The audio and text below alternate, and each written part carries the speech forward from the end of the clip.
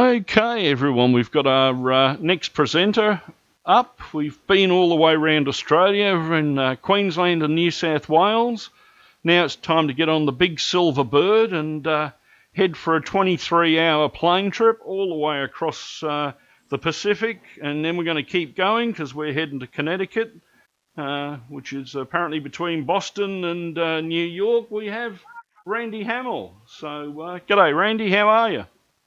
I'm good. How about you? Oh, we're fighting fit here. We've been going since 9 o'clock this morning, and you're my last presenter before I hand over to Gordy, and then I can go and have a nap. Yep. So yeah, I just got up, so not a problem. You take it away. I'll go on mute now, and the stage is all yours. I'll maximize your PowerPoint presentation. Okay. Thank you very much. So good morning, everybody. It's early for me, but I don't know where everybody else is in the world, and I'm kind of used to doing this in front of people who are asking questions as I go, so this will be a little bit different experience. You may or may not know who I am. I've been blogging online for about a decade now at newbritainstation.com, and I'm modeling the New Haven Railroad in the post-war era. So I have a tendency to go a little long, so we'll get moving, and I'll try and get through this as quickly as we can, and then answer some questions at the end. So basically, I want to look at initially what prototype modeling is. It might be something that a lot of people know what it is or have ideas. This is kind of my definition or whatever you want to say. And then we'll kind of get into why and how I'm doing what I'm doing for my layout.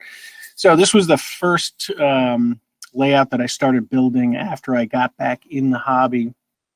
I was out for about 20 years, and I knew I wanted to do something that was based on a specific railroad at the time. I wasn't sure what.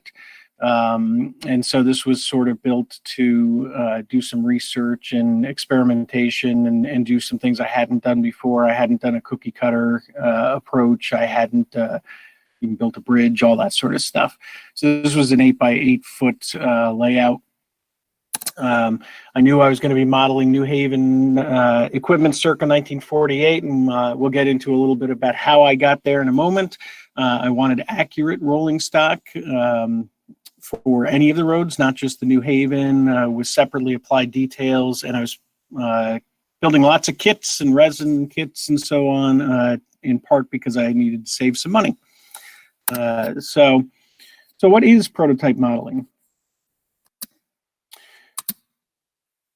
Are you modeling something specific? And really, to me, I think it's any of these sorts of things. If you're modeling a specific location or specific equipment, maybe you're just modeling locomotives, you want to really accurately model specific locomotives, maybe you're doing an era or whatever. I think all of these are prototype modeling, and it's really just your intent to model something that exists in the real world, that you're modeling something prototypically. So in my case, I'm looking to kind of replicate all of these different aspects. So not sure where everybody is in the world, so I'm not sure how many people will be able to identify specifically, but when you look at a picture like this, you know, what sort of stuff can you identify? I mean, there's certainly equipment you can look at there, and this is all era specific. Can't necessarily tell operations from a photograph at the location, and if you're familiar with the area, you'll recognize this as an actual place. This is a picture of Old Saybrook, Connecticut. The model is by Chris Adams and Bill Schneider. Chris is going to be on later on today to talk about this layout in the valley line that he's modeling. I think he's focused primarily on a different section of the layout, but this is on Chris's layout. If we look at this one, here's a prototype photograph, and this is a model of this location, and you can tell by looking at the buildings along the background, obviously the station, the track. If you look carefully in the prototype photo, you can see where the siding was removed between the two tracks there, and that's in the picture of the model there as well. The same thing, what can you identify looking at this? Well, there's a lot of things you can identify.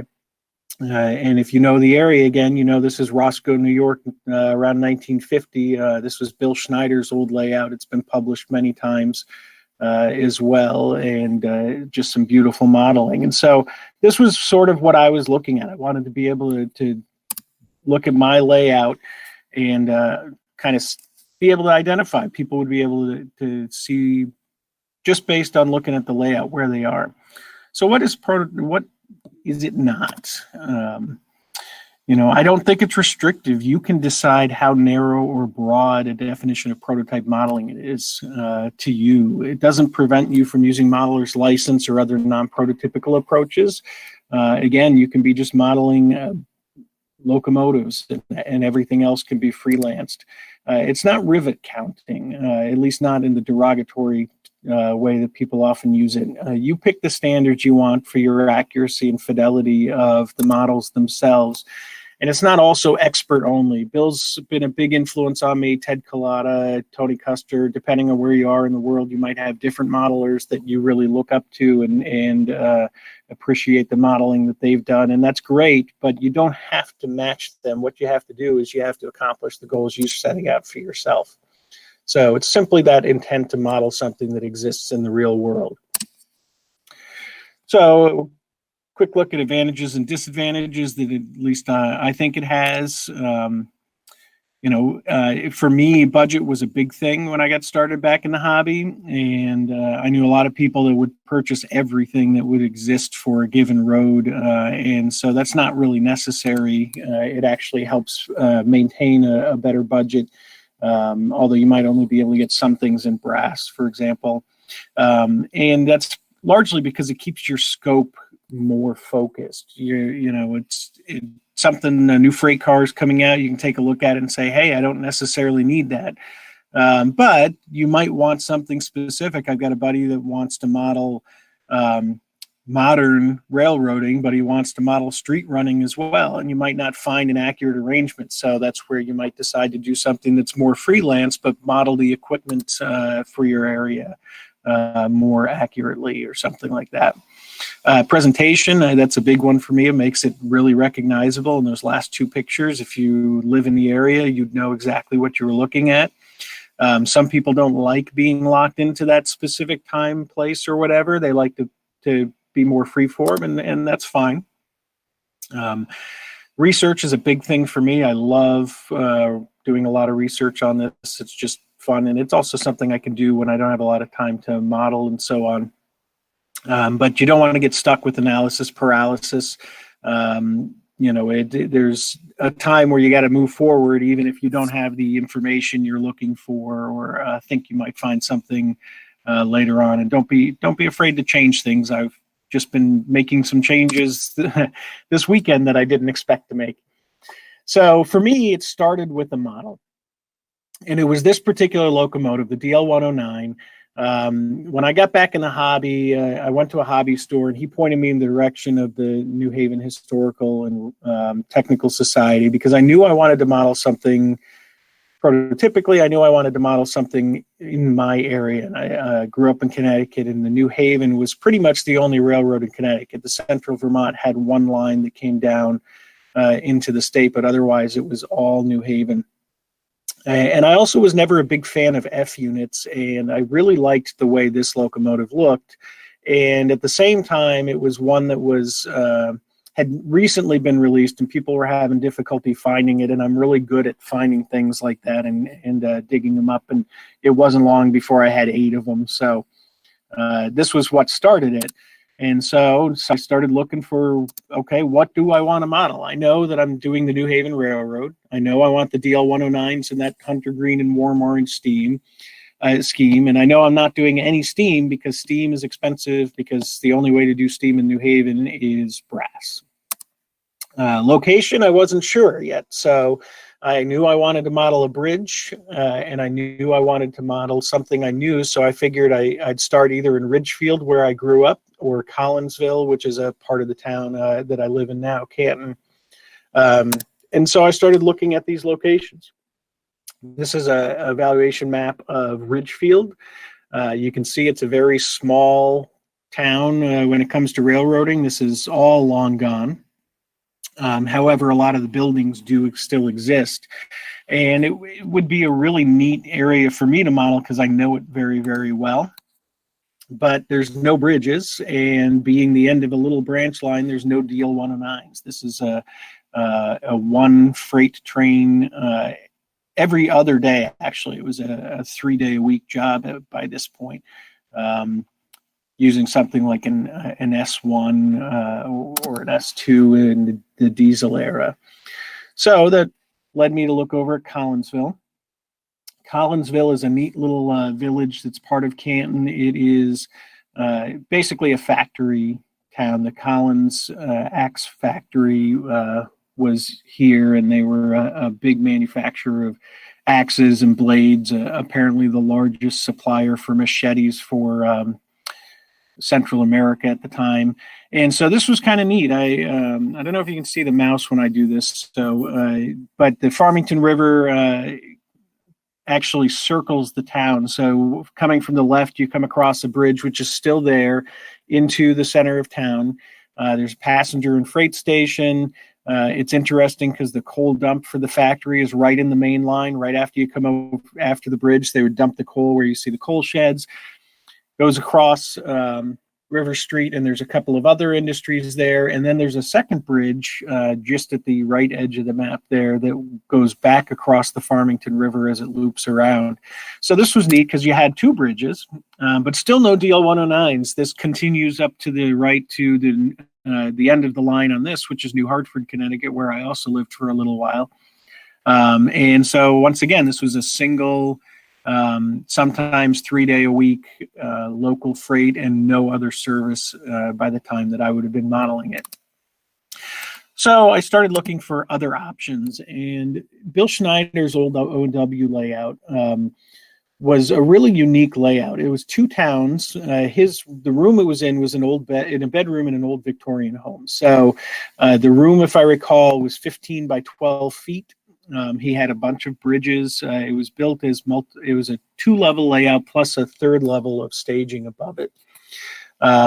So looking at where I could find something similar is that in Connecticut, there's a bridge across the Connecticut River, and on either side of that bridge are two towns, Windsor Locks and Thompsonville. There's a section of Thompsonville, or a small town that's between the two, that I was not going to model. Warehouse Point had 1 or 2 industries in it, but this would give me the space to build 2 towns with the bridge between it. And my basement is 10 by 20 feet, so I figured I would have the space to model both towns on a single level. So as I was saying, Bill Schneider's layout here, this is one of the levels, Roscoe. You can see that there's 2 bridges, and we already saw the picture of the nice little compact town. There's a Y at the end of it that was a lift out because the door entering the room was right there. And at the bottom where it says Roscoe is one of the places where you would stand in the room, and immediately behind you was the wall, and then crews would also operate inside. This was the other level, Livingston Manor. This was the lower level, and again, another bridge and a big viaduct. And so there was a lot of railroad packed into a very small space here. And so this was probably the biggest influence on the design of my layout for, well, really 3 primary reasons that we're covering today. And first is being able to fit this into the space that I had. So again, these are models by Bill Schneider. So Windsor Locks is a neat little town from a railroad standpoint. The railroad runs between Main Street and a canal, and there's large industries on the other side of the canal. They were served by the railroad with sidings on the canal, on the opposite side of the canal. The passenger and freight station are right here, and then you also have a small, it looks kind of like a little yard, but it's actually several industries on this little side track. And so there's large and small industries here, and it was also published in the November 1960 Model Railroader talking specifically about that little industrial yard and how this would be a perfect layout or portion of a layout in a corner of a room, because the track curves away from the little yard that could stick out into the actual corner of the room. And so it was a neat little article. And then there's another article about the passenger station itself and the 96 mainline modeler.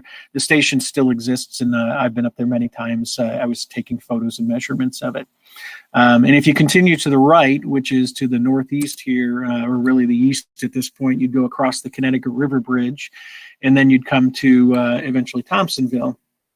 Very compact again. Once you cross over Main Street, that's a railroad bridge there. There's the passenger station, the bulk, or you often call the team track, as well as the freight house. The big curving track goes inside the Bigelow Sanford Carpet Company. Across the tracks from that is the International Casket Hardware Company, became a plate company later on. Right next to that is a coal silo, which is not labeled here. And then the power plant for the factory itself, getting coal and so on. And they had a 25-ton locomotive there.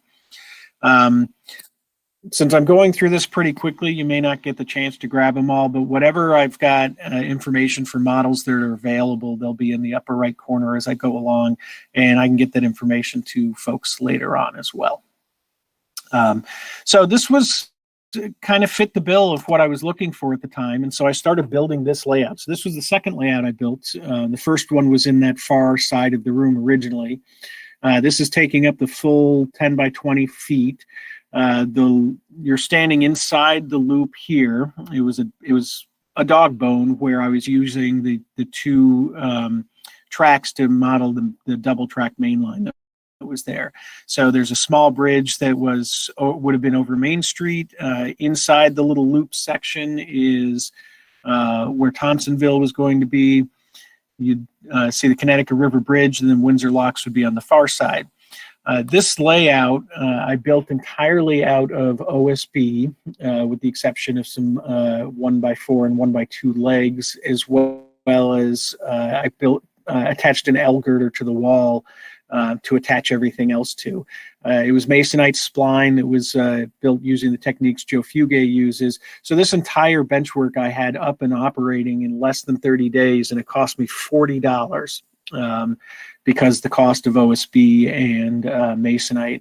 The OSB is very dimensionally stable, and I was originally building I-beams because I figured if they could build structural members for a house out of OSB, then it would be certainly good enough for a model railroad, and it did work very, very well in this application. So then I started getting into operations. This was the lower deck Livingston Manor on Bill's layout, and this was one of the layouts in a round robin group that I was part of, and so operated on this layout quite a bit. And that's where I found that I had some real shortcomings in my design that I did not anticipate before I started operating. And I think operating on the several layouts is really the most important thing that I did at this time. So on Bill's layout, you had a couple through freights each session, short passenger trains, and then a couple local jobs that would do the work. And we typically operated with about 4 people. And it was balanced well among that number of people that could fit in the space. John Grosner's another New Haven layout I operated on in the area. He's a good friend and has been published in Model Railroader a couple of times. Also operated on the Rensselaer NEB and W layout at RPI, which is a huge layout and similar to operating in something like, say, Tony Custer's layout, where it's lots of long runs of trains. And I didn't have the space for that sort of linear single track long run that was really been very popular and popularized by Tony Custer and a few others. But on my layout, I only had 1 local freight, no daytime through freights. It was all passenger trains between those 2 towns during the day. It was a very busy main line. They were typically at least 2 round trips an hour, and they were between 2 of the DL109s. So that was great. I had the bridge and the DL109s, but 8 to 12 car passenger trains. So in HO scale, I was talking about 12 to 14 foot long passenger trains in a 10 by 20 foot room, and that was really not going to work well for what I wanted. But more importantly, there wasn't much operational interest. So I found this picture of New Britain as I was kind of really just moving down the Springfield line. So if you keep going south along the line from Windsor Locks, you eventually get to a branch line, the Highland line, and the next town over when you take that branch is New Britain. But what really drew me to it was this picture. It's a very railroady look with the yard, a small yard right in front of the station, and it reminded me of Bill's layout, those two towns where you had all the railroad activity right there in that area. So his layout, like I said, featured those two levels, one town per level. A lot of layouts have a number of different towns, and they're located pretty close together on the layout, and so there's often little separation. And sometimes you get stuck in the situation where you've got the rear end of your train still stuck in one town while you're in the next town. And so when I was looking at what I was already building in the basement, I just came up with what I called a generic layout or anonymous, whatever, where I wasn't naming anything. And it was just looking at, okay, where can I put stuff in here? And there's industries over here, then we've got a bridge and industries over here. But it really doesn't need to necessarily be multiple towns. All of these could be in a single town. And if you looked at it, approached it that way, I thought, well, okay, really what I was looking for was something that was operationally interesting. And if it is operationally interesting, there's always something interesting to model because that's what the railroad actually did. That's the work they had. So there's either industries to build, lots of side tracks, there could be scales, there could be engine servicing, there could be different things that make an interesting model both visually as well as operationally. And that's so what I started looking at and ended up coming up with this approach of saying, why not model a single town? When I first found New Britain, I was planning on modeling the town of Plainville, which is next door, and maybe Berlin, which is also another town that was adjacent to it. And if you have the space for it, you can do that. But really, I decided, kind of like Tony Custer's layout design element, you kind of focus on the interesting portion. In this case, it happened to be just this one single town. So this is an alignment map of New Britain itself. New Britain is about 2.5 miles, and the section that I'm modeling is primarily this, where you have the New Britain Yard is right in the center, and there's a black rectangle. That's the passenger station. Right to the right of the passenger station is a junction, and they both eventually go to the Springfield line. The upper track goes up and parallels the Springfield line and then continues east. There's a bunch of small industries there. When you go to the left of the station area, New Britain Yard, then there's a lot of major industries, primarily two hardware corporations. Stanley Works was the biggest one, and then Russell and Irwin and Corbin Screw is part of American Hardware Corporation, and also Fafner Bearing was on that side of town. So some really big industries over there. And then the other section that I'm modeling is on the Berlin line, and this goes down towards New Haven itself, the Cedar Hill yards. And this is where they had their bigger yard, Whiting Street Yard. It was actually one of three originally. You can just see the farm yard up in the upper left where Stanley Works is. That was mostly gone in my era. The section that's missing between the two is missing because of the limitations of my space. So the Highland line, which goes towards Hartford, has to loop back around and goes over that section and then into a helix. And so that section is missing from the Berlin line because that's underneath that other line passing by the helix. But as I learned over time, that Whiting Street Yard area was really important for operations. The bulk tracks are back on the backside behind where the freight house is located, and there's also a scale track in here. It's a stub-ended scale track, which is kind of interesting. And so I really found over time I needed that, and I expanded my ability to model that better because it really is important to operations. So for location and operations, I was looking now for a compact town. This is 2.5 miles, and I'm actually modeling less of that actual space. It can be built closer to scale because of that. lots of industries. There's 2 working yards. There's large industries and small industries.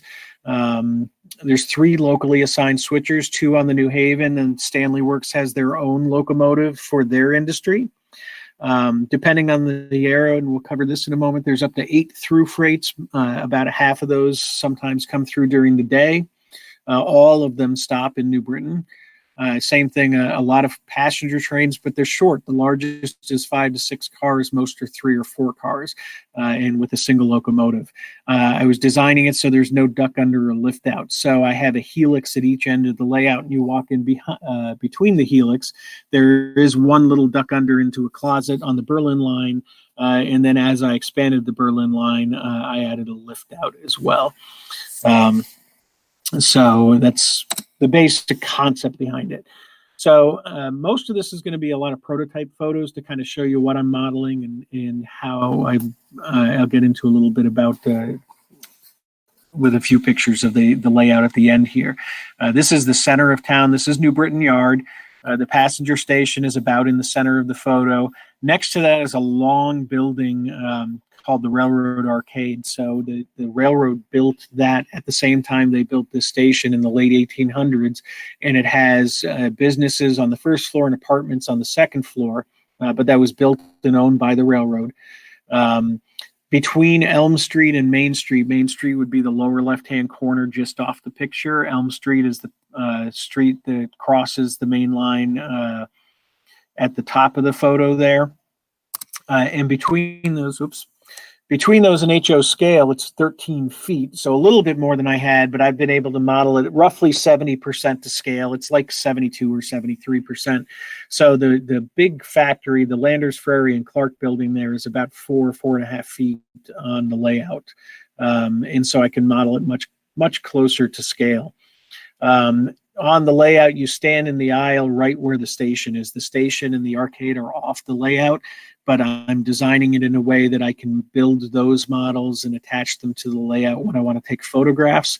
But it would be too much in the way for operations to reach over those and operate the yard itself. So that long parking lot is a couple of other tracks. This is in 1955 after they single-tracked the line, and those 2 tracks were removed around that time as well. So on my layout, there's actually 2 other tracks there in the yard. So this is in New Britain Yard. You're standing on the station platform looking roughly westbound. The train is coming eastbound. This is one of the local freights and through freights that actually operated as both at this time. This was a Cedar Hill to Holyoke freight. It was originally a J1 Mikado steam locomotive. It was replaced by these S2s in 1945.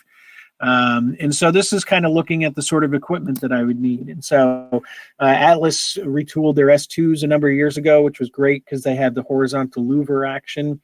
The New Haven was unique that they had a cab that had a lower cab hood to it. The radius was a little shorter so that it would, I've heard it was always for low clearance areas as well as operating under the catenary down on the shoreline. So Mike Redden, a buddy who's a modeler, had created 3D printed cabs for that you can get on Shapeways, and that USRA design auto car you can get as a resin kit from Westerfield. So just starting to look at what I was doing for air and equipment. So I knew I wanted the Hunter Green and Warm Orange DL109. So they were first painted in that scheme around 1947. In 1949, they rebuilt the DL109s. As time went on, I found that there were a couple that were built, that were painted in that scheme in 49 after rebuilding. They didn't last very long, though. So that kind of set a window that I could start with. No steam, like I said, it's all brass locomotives, too expensive for me. So that puts me in 1949. In late 1948, though, the only steam locomotives that were potentially running was the New Hartford Local. And at some point that switched over to an S1, so I could switch that over. There was an evening freight that came through a steam locomotive. At some point that was annulled, so by November that might have been gone as well. And then the Boston to Waterbury train was usually behind steam, but it also occasionally was behind a DL-109, and that's what I was going to run there. So I could do 1948 or I could do 49. And so this is where I ended up picking 48 as the primary focus, so that I would have the DL-109s in the original configuration. So these are the standards I set. There have been a couple other clinics that talked about setting standards for yourself. In my case, track to me as a model, it's a real important aspect of what you're doing, for a couple of reasons I'll get into later on. But that was important. So I figured I was going to hand lay to save some money, only to find that to hand lay it with all the details I want really wasn't going to save money. And I've ended up switching to just using microengineering track instead. For a variety of reasons. As I said, accurate rolling stock, the right major components, separately applied detail parts. Since I didn't really have anything from my childhood that I would consider running on this layout, everything was going to be new, and I was building a lot of kits anyway. So I didn't have to worry about modifying or replacing a lot of equipment. This was all going to be new. The same thing with DCC. I'd operated both. I knew I was doing DCC, and as a new layout, I didn't have a whole roster of locomotives to convert.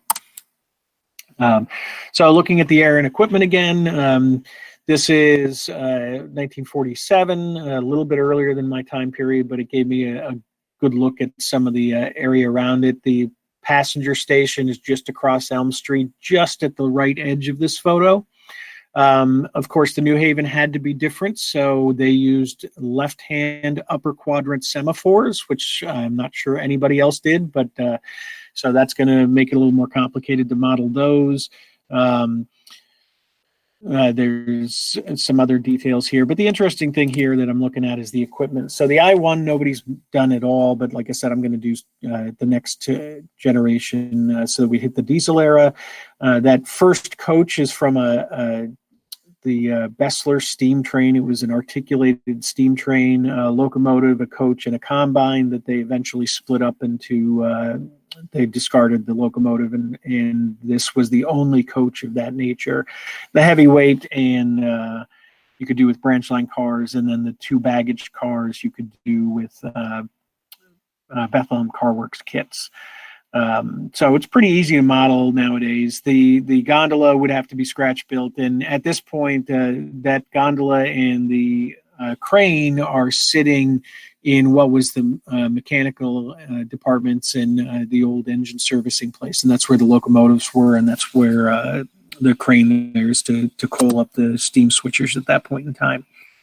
So the New Haven dieselized very rapidly, and they started on the west end of the railroad, which was Maybrook, New York, and so they kept pushing the steam east towards Boston. And so this is kind of interesting because it meant that as I did more research, I found I could model a wider area with the equipment, and it's all different almost on an annual basis. So you can see in 45, it was all steam. 46, the S2s are replacing the Mikados. And then in 47, they got the FA1s, FB1s that replaced the Santa Fe's on the Maybrook to Hartford freights.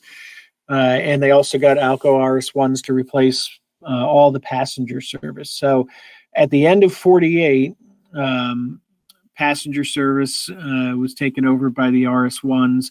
The S1 came in to replace the Mogul on that local, and the rest of the steam was off the line, as I said, in 48. So it's all diesels by 1949. 44 tonners replaced the steam switchers. I've got conflicting information, and photos show that there was probably a period of time where it might have been the 44 tonner or the steam switcher, maybe one of each. I haven't gotten any definitive information on that. So here's a photo again, 47. Most of these photos are by a guy named Kent Cochran. Kent was actually a New Britain native, and he and his buddy Tom McNamara took a lot of photographs of the New Haven Railroad in particular, and quite a few in New Britain, which was really helpful for me. This is again the same Boston to Waterbury train behind an I-2 this time. The same passenger trains, but the interesting thing in this picture is you can see the 44 tonner in the background shoving a hopper up to the Russell and Irwin coal factory here. the coal dump for the power plant. And so this one's in March of 47. So I know the 44 tonners were there by then, but then I have some photos of the T2B switchers that were also labeled in 47. So, but this is a look at the brass steam. And, again, if I had to do that, I'd have to go with brass steam. So the New Haven continued to upgrade, and this is how I kind of started expanding my operating era, because the Comet was added in 1950 for a period of time. The Comet was another articulated streamlined passenger train that was originally for Boston to Providence service, but because you could not add cars to it when ridership was up, it was insufficient. They'd have to replace it with a regular train. So at this point in its life, it ended up as a Boston Waterbury run in 1950 before it was scrapped in 51. In 1952, RS2s came in and took over the passenger, and they moved the RS1s further to the east. RS3s started coming in on some of the freights. By 1952, it's all RS3s. And then in 1953, the Butt RDCs came in and bumped the RS3s off the passenger. So then it was RS3s and passenger. By 52, the Maybrook Hartford freights were gone. So the FA1s were gone. The New Hartford local was often not in service at this time. So that was gone. So all you had was the 44 tonners, RS3s, and the RDCs. So on the Highland line and from really the Springfield line west, it went from all steam to all of what would have been the New Haven second generation of diesels in that period. So it's kind of interesting. So that's the Comet sitting in front of the New Britain station. Concor released that, which was great because the Railworks brass one is very expensive. The downside is that they never got around to doing their second run, which was to be in this paint scheme. So I'm going to have to figure out how to do that paint scheme because that was the later scheme. There's a steel baggage car, which would be a F&C resin kit. Not sure why those two baggage cars are sitting there. So when you look at this picture, the Comet's sitting on the eastbound main. The baggage cars are sitting on the westbound main. Track 5 is right next to that, and that would be the siding where all the side tracks in the yard comes off of. To the left of the Comet is track 6, and that track is a stub-ended track. It used to attach the main line. It used to be where the Berlin line attached, and the baggage cars are usually sitting there because they'd be filled with mail. Storage mail would be sent to Hartford every evening. So don't know why they're sitting there. It must be in the middle of a move, and they just parked them there while they were waiting for the Comet to come through, I would guess. Same location, looking the opposite direction, back at still New Britain Yard, looking down the arcade in the passenger station. And there's that ex-Fessler car again. And it was kind of at this time, as I was slowly working towards building the layout and planning the layout, that Crown Custom released that in brass. And so the other cars are relatively easy to get. The Osgood Bradley coaches, you can get, Rapido released those. Custom Brass did them in brass a while ago, stuff like that. But it was that car, because it's on this particular train, and it's a one-of-a-kind car. It was the only one the New Haven had from that Bessler train. And so it kind of jumps out in the photos because it's a unique-looking car. It's basically a heavyweight car, but with the round roof and the full skirt. So it looks a lot like an Osgood Bradley streamline coach, but with heavyweight windows. So what happened? What changed? Well, there were a few changes in the infrastructure. As I was noting, the motive power changed a lot, but the infrastructure did not. The long canopy that was along the front of the arcade was taken out circa 1938, if I recall. But until 1954, when they single-tracked the line, the infrastructure stayed the same. So I actually could model a bunch of different times depending on what motive power is running. More models came available or are available to make it easy to model, and new ones continue to come out. including the Broadway Limited I-4. So that was a brass locomotive, steam, that I could do if I wanted to run steam, and that did run occasionally on the Boston Waterbury train. It was interesting operationally because you could tell the layout, the era that you were running just by looking at the motive power as well as the density of traffic, which I'll cover in a moment.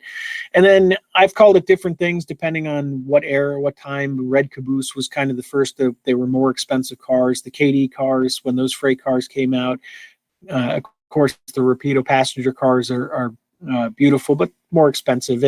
And what really happened was that when I looked at the cost of a brass passenger car in relation to the entire layout, it's not a big expense by itself. Saying that, oh, I'm going to spend $200 or $300 on one brass car seems ludicrous at first to me, but you're spending $80 to $100 on passenger cars nowadays in plastic, and the details are spectacular. It's what it costs to make them. It's not, they're not unreasonable, but they're not cheap.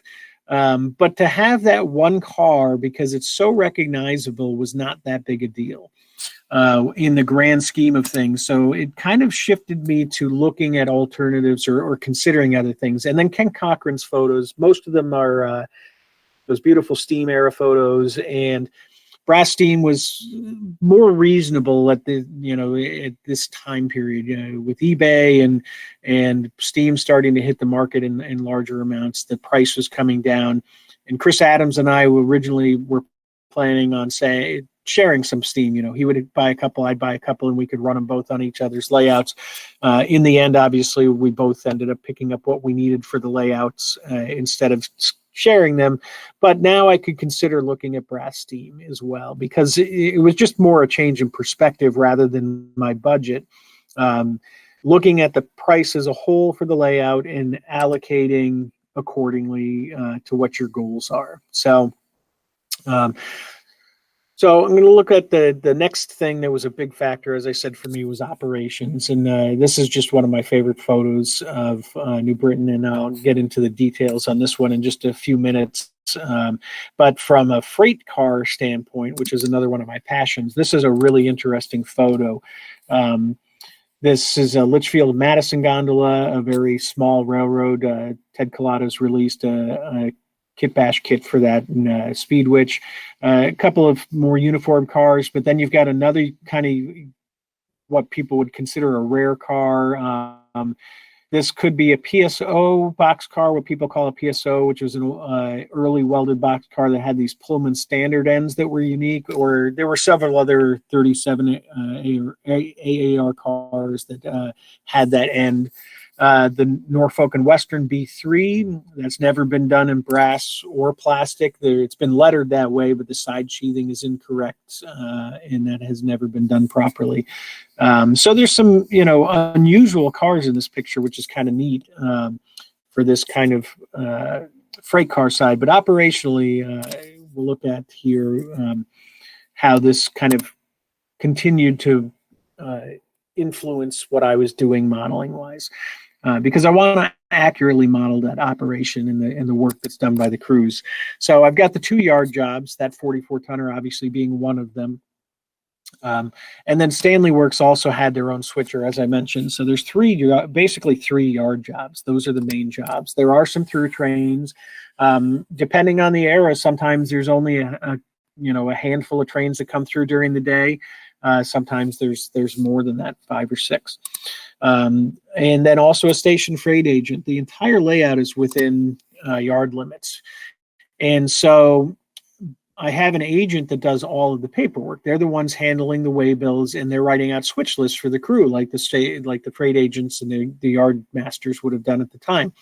And because of that, and he's sitting at a desk, and I also have a desk space for each of the crews to work with. The paperwork can be just full-size way bills. The crews for the through freights basically just come in and then give the way bills to the agent, and the agent does their work from there. So it lets me do things very prototypically from that standpoint, and that's exciting to me. I enjoy understanding better how the railroad operated at the time, and so it's been a lot of fun doing the research on that. Like the motive power. Randy, we got Yes. We have about 15 minutes left, so if you want to go for about another 10, and then we'll do 5 minutes of Q&A. Okay, perfect. Beautiful. So that sounds great. I'll speed through this. So the work, again, I can make these available for people to see, but as you'll see over this 10-year period, the work, the number of trains I have in parentheses here changed between these time periods. Sometimes there's a local freight, sometimes there's not. And so it's allowed me to design different operating schemes. So when I'm having a lot of out-of-towners come through, I typically run 49 or 48, where there's not much in the way of freights coming through during the day to get in the way of the work that the crews are doing to make it simpler. So scenery was another thing, obviously, and I think this is a really important aspect of prototype modeling. Everything on the left side here is Stanley Works. That's all the Stanley Works factory that you see on this. Again, the train 131 coming from Boston to Waterbury, and again, that ex-Bessler car in the consist. So the scenery is a big challenge in prototype modeling, but it's also the one that I think is the biggest payoff. And going back to those kind of photos I started with, is the reason why. So you can do representative scenery. You can get Walther's kits and put a factory there and just, put a name on it. But if you model more specifically to the location, it makes your model instantly recognizable as an actual place, something that people will recognize. But it doesn't have to always be everything in the picture. So, for example, if you look at this one, the Corbin Screw Corporation behind that, you could take it pretty much any brick factory building and put a sign on it, and people will recognize it. And even people that live there probably don't recognize the specific architectural details. But what they will remember is that unique star-shaped brick smokestack. I've never seen anything like it anywhere else, and I have to imagine that if you lived in New Britain and back in this time period, it was on a street there, and you saw the Russwin stack, that would be instantly recognizable. I get into a lot of the minor details, and these are sort of the things that I do for myself because very few people would pick out these details. I'll show you real quick what I'm talking about here. If you look at this window pane or this window bay, there's 3 double hung windows here. And one of the things that's kind of unique about it is that it's a 15 over 15 pattern of panes. And I haven't seen, there's no commercial castings that are like that. They're common in the factories in New Britain, probably in neighboring towns. It's probably a local company. The other thing that's interesting here is the bays next to that use the traditional factory windows with the tilt-out window panes. And if you look at the building from the roof, you can tell that they were built at different times. These are 2 different sections of the building. Those little details actually do tell you something about the history of it. They're things that most people are never going to notice when they visit the layout, but it's kind of fun for me.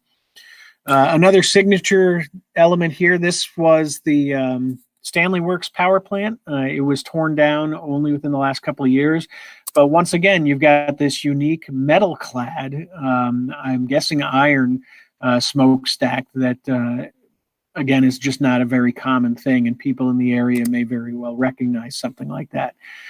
This is a look westbound on the main line. You're east of the station here. And there's a little coal chute that you can just make out in the picture here, which is from this coal silo. The silo's still there. My understanding is that it's going to be torn down soon. The road in front of this is actually a busway. This was just as they were building this busway that goes on the old New Haven main line. And this is a picture of the model that I'm building. My buddy Dick Otto is helping me get the dimensions. He's an architect and also built the core of this using PVC pipe. And that's another signature item that, it's still there. If you focus on those signature structures, things that are still standing, things that are in photographs, and I think the feel is often more important than the details. And I want to get to a couple pictures to show that. This is another picture of Bill Schneider's with Mel Hauk, a guy who does fantastic brass steam on there. So, this is kind of where I think it's a different approach that I've kind of come my way of looking at it at this point is I build basically for two reasons. Operations, as we've talked about, is one, and then photography is the other one. In the past, most of the people that would see your layout would see it in person. So the 3-foot rule was a good rule because that's what people would see. If you're lucky, you might be in model railroaders, so then some people would see it in photos. But nowadays, with digital photography and the internet, the majority of people who see the layout are going to see it only in pictures and in photos. And so good enough is a good model, a good approach, I think, still, because it's a question of what's good enough for you. But the 3-foot rule for me probably isn't good enough anymore because those details are much more evident when you're looking at a photograph because it turns everything into a one-to-one model instead of being a scale model. So this is a quick picture to show some of both photography as well as doing these signature scenes. This is a building in Wethersfield, Connecticut. And this is the building on Chris's layout. You'll probably see some pictures of this later on. But what I was saying before, where all the details are not super important, it's the feel. It really captures the feel. This is actually scaled down slightly, and if you look very carefully, there's one bay of windows missing on the right side of the building to make it fit the location. But unless you worked in that office, you probably don't necessarily notice that that's missing. You just take a look at the picture and a look at the model, and it tells you exactly where it is.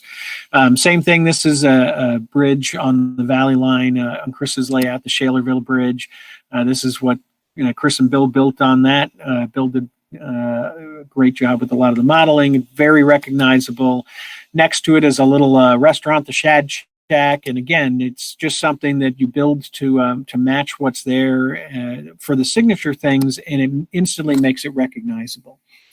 Infrastructure for me, again, this is the track work is a big thing, and I'll show you a quick couple of examples.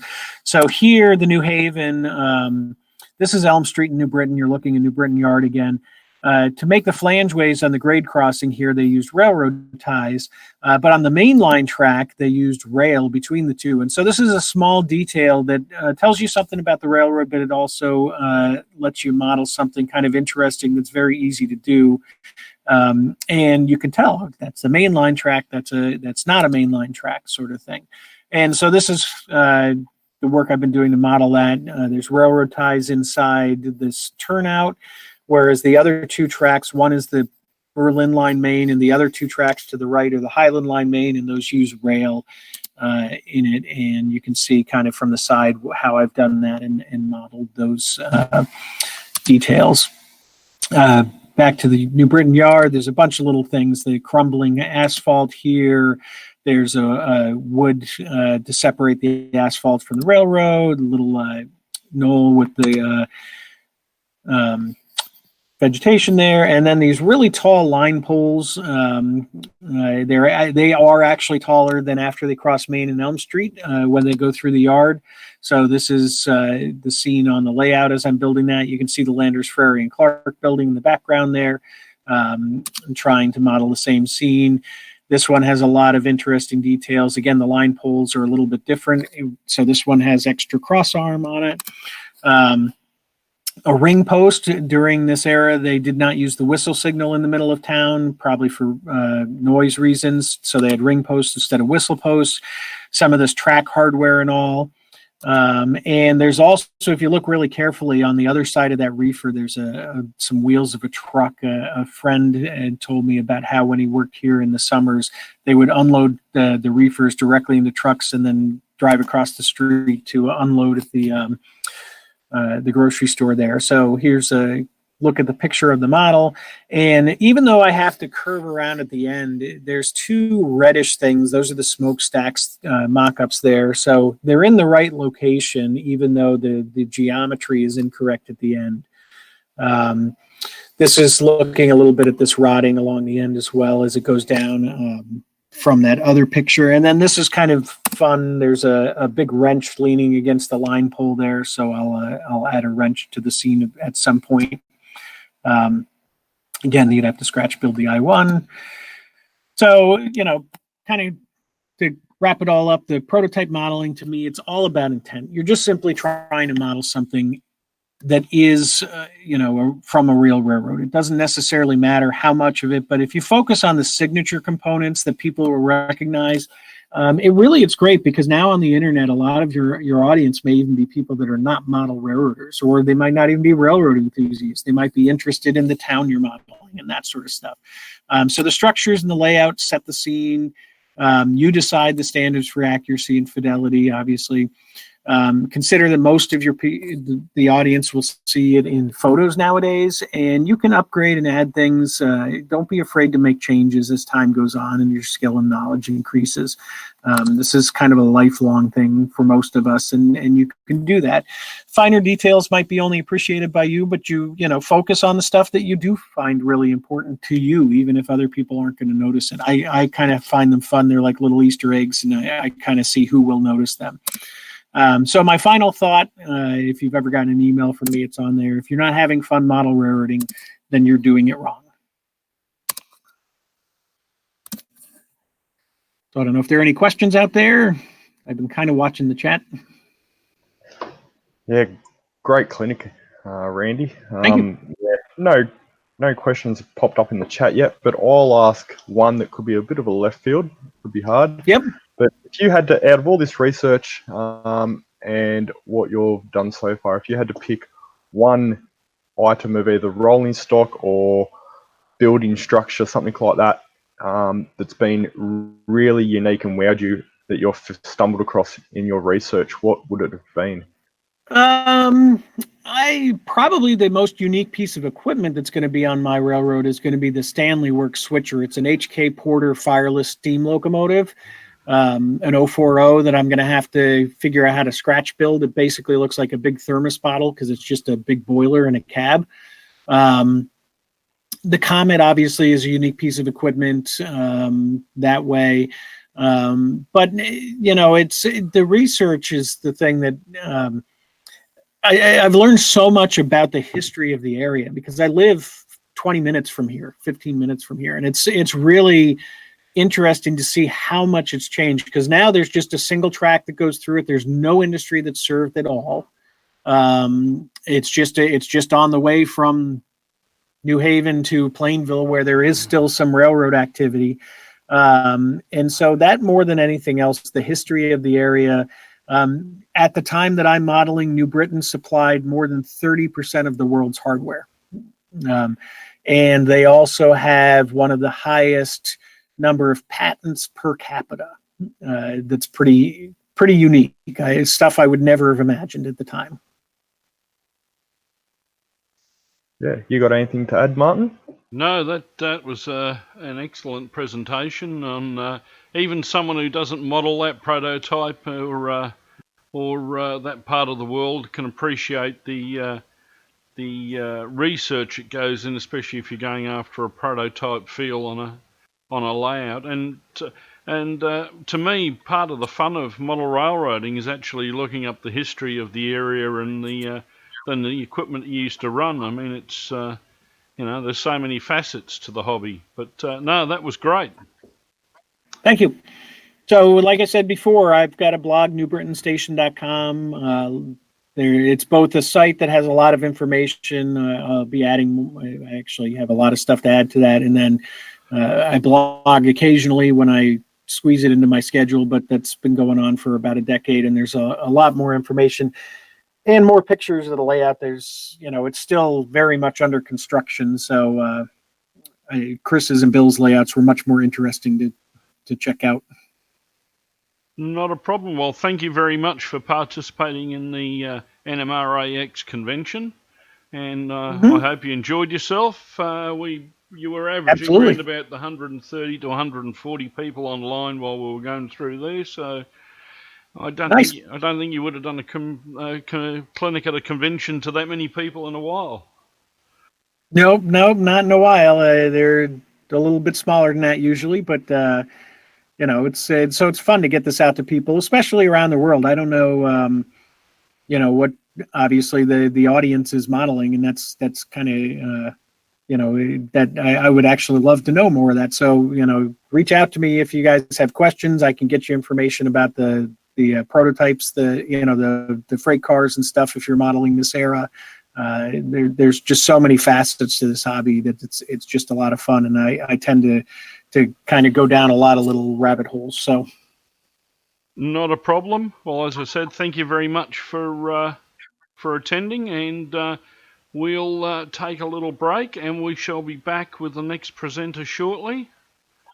And I'll just change the stream here.